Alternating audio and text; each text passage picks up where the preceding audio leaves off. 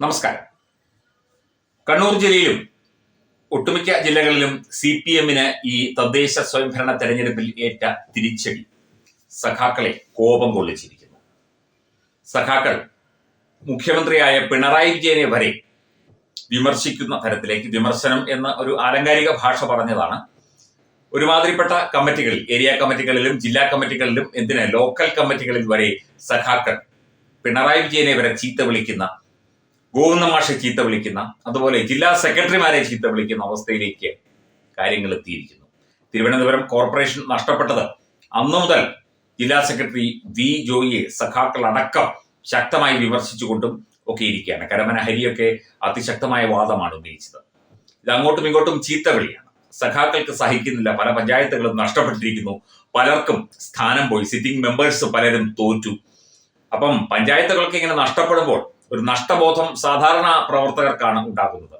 നേതാക്കൾക്ക് അതിന്റെ ഒരു അന്തരാർത്ഥങ്ങളിലേക്കൊക്കെ ഇറങ്ങിച്ചെന്ന് വലിയ പഠനങ്ങളൊക്കെ നടത്തി വോട്ട് കൂടി, അതുകൂടി, ഇതുകൂടി എന്നൊക്കെ അങ്ങ് വെച്ച് കീച്ചിയാൽ മതി. പക്ഷേ ഒരു പഞ്ചായത്ത് മെമ്പർക്കോ ഒരു പഞ്ചായത്ത് പ്രസിഡന്റിനോ വൈസ് പ്രസിഡന്റിനോ ഒക്കെ സ്ഥാനം നഷ്ടപ്പെടുമ്പോൾ അതുവരെ ഉണ്ടാക്കിയിരുന്ന പല കാര്യങ്ങളും, അല്ലെങ്കിൽ അതുവരെ പൊക്കി വെച്ചിരുന്ന ഇമേജ് നഷ്ടപ്പെടും. അത് പാർട്ടിയുടെ പൊതുവായ ചില നയങ്ങൾ കൊണ്ടും, ഈ ശബരിമല വിഷയം, അതുപോലെ തന്നെ കേരള സർക്കാരിനെതിരായ ഒരു ചിന്താഗതി ജനങ്ങളിൽ വന്നതുകൊണ്ടും, അല്ലെങ്കിൽ ആവശ്യമില്ലാത്ത മതപ്രീണനം, അങ്ങനെ ഒരുപാട് ഘടകങ്ങൾ ഈ സാധാരണ സഖാക്കൾക്ക് നിരത്താനുണ്ട്. അല്ലെങ്കിൽ തന്നെ സാധാരണപ്പെട്ട ഒരുമാതിരിപ്പെട്ട സഖാക്കളൊക്കെ തന്നെ ഈ പിണറായി സർക്കാർ സംവിധാനങ്ങളിലെ പല കാര്യങ്ങൾക്കും എതിരാണ്.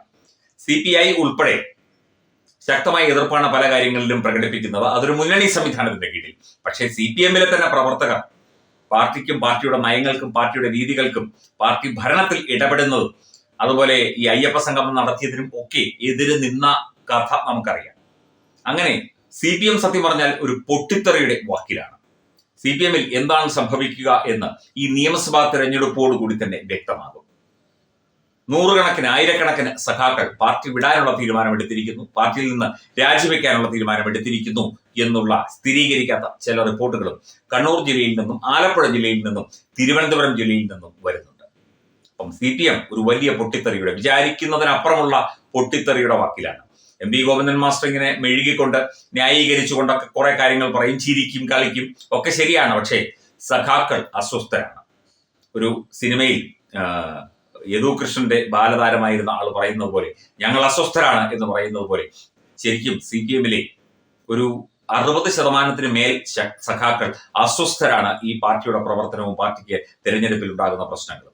2024 ലോക്സഭാ തെരഞ്ഞെടുപ്പ് കഴിഞ്ഞപ്പോൾ കണ്ണൂർ ജില്ലയിൽ ഏറ്റവും കൂടുതൽ BJP-യിലേക്ക് CPM-ൽ നിന്നാണ് വോട്ട് ഒഴുകിയെത്തിയത്.